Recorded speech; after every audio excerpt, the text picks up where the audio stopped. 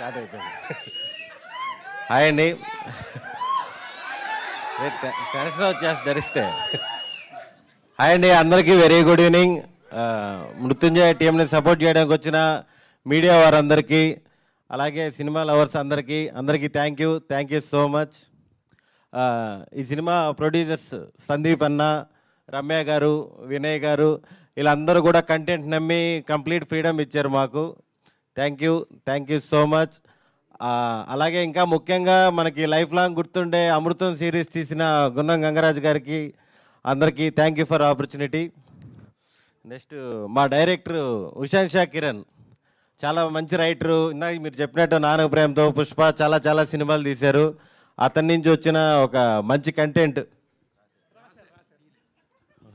Sorry, అది చెప్పాను కదా, స్టార్టింగ్ అరిస్తే ఎక్కడో.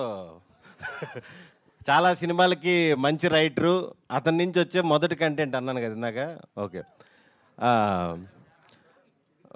మనోడు మాత్రం ఆల్మోస్ట్ ఇంకా రేలంగి మావయ్యకి ఏమాత్రం తగ్గడు. ప్రపంచం తలకిందలైనా సరే అతను మాత్రం టెన్షన్ పడ్డు, మమ్మల్ని టెన్షన్ పడ్డు, చాలా ప్రశాంతంగా ఉంటాడు. చాలా కూలెస్ట్ డైరెక్టరు. నెక్స్ట్ విజువల్స్ చాలా బాగా తీశారు సాగర్ గారు. మా హీరో, నా వెల్ విషర్ శ్రీ విష్ణు గారు.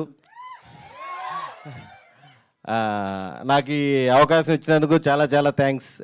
అండ్ ఆయనకి ఇప్పుడు మామూలుగా బయటంతా king of entertainer, container king, sorry contain king ఇవన్నీ చెప్తున్నారు. ఇవన్నీ కాకుండా కెరియర్ బిగినింగ్లోనే మొత్తం స్టార్టింగ్ చెడగొట్టేసారు.